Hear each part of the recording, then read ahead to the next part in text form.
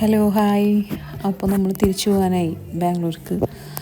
അപ്പോൾ പോണതിൻ്റെ മുന്നേ ഹെയറിൻ്റെ ട്രീറ്റ്മെൻറ്റൊക്കെ ഇവിടുന്ന് ചെയ്തിട്ട് പോകാമെന്ന് വിചാരിച്ചു. അവിടെ നല്ല റേറ്റുമാണ്, ഇത്രയും ക്വാളിറ്റിയിൽ ചെയ്യുകയില്ല.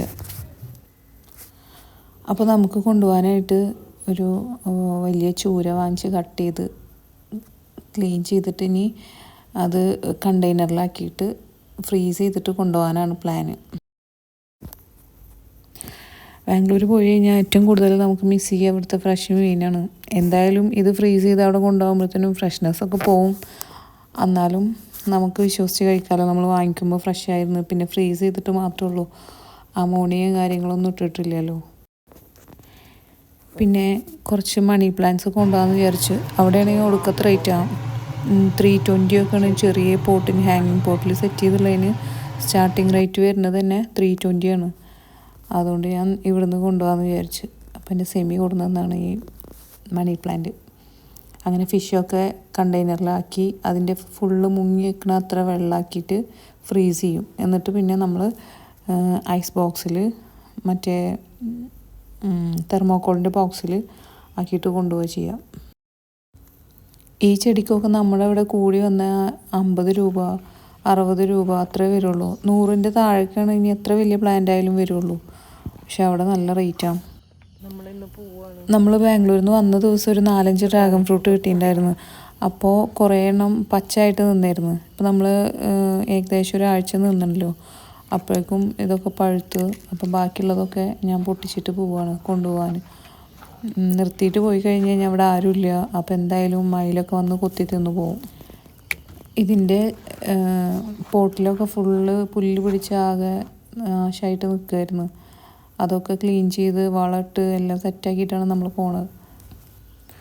ഇതാണ് നമുക്കിന്ന് ഫുള്ളായിട്ട് കിട്ടിയ ഡ്രാഗൺ ഫ്രൂട്ട്. ഇതിൽ ഈ അതിൻ്റെ ഇതളിന്മേ പച്ച കളറിൽ കാണുന്നത് ഫുള്ള് ഉള്ളിൽ വൈറ്റുള്ളതാണ്.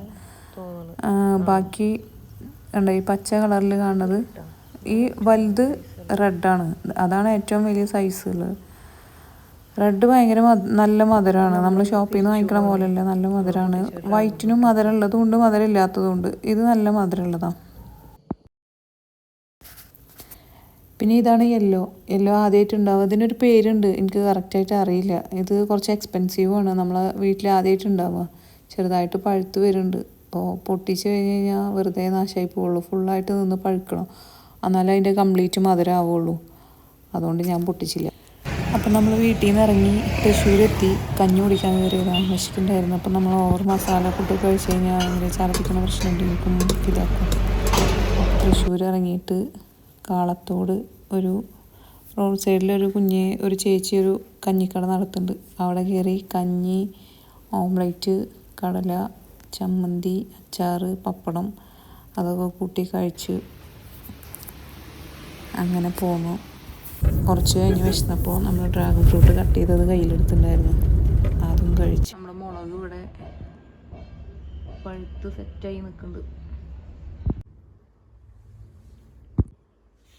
തിരിച്ചു വന്നപ്പോൾ നമ്മുടെ സ്വീറ്റ് പൊട്ടാറ്റോ പടർന്ന് പന്തലിച്ച് നിലമുട്ടിയിരിക്കുന്നു.